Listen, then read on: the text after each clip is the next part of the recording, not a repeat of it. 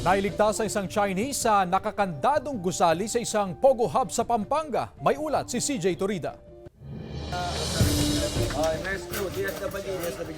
Rescue operation ito ng Presidential Anti-Organized Crime Commission kasama ang PNP SAP sa nakakandadong gusali sa loob ng illegal Pogo Hub sa Porac, Pampanga. You ask him if he wants to be rescued and if he wants help from the police.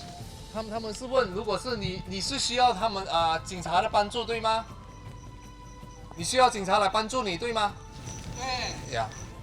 Sa pagbabantay kasi ng mga taga-SAF, isang lalaking Chinese ang narinig nilang sumisigaw mula sa loob ng gusali.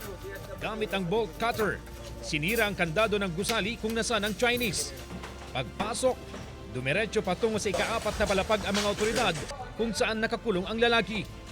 里面有没有任何人 This is？Only one himself. Mainit sa loob ng gusali. Wala kasing kuryente kung saan nakakulong ang subject ng rescue operation. Sa room number 4, natunto ng Chinese national. Nakitaan siya ng ilang pasa sa katawan. Kasama ang interpreter, kinausap ni Yusek Gilbert Cruz ang ni-rescue. Kwento niya, ilang araw na siyang walang kain.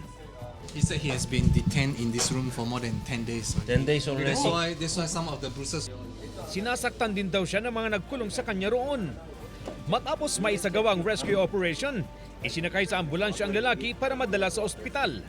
Muli ring ikinandado ang gusaling pinasok.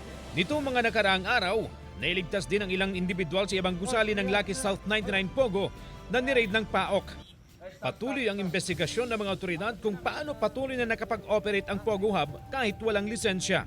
Nananatiling bukas ang GMA Regional TV 1 North Central Luzon sa panig ng kumpanya. CJ Torida, 1 North Central Luzon.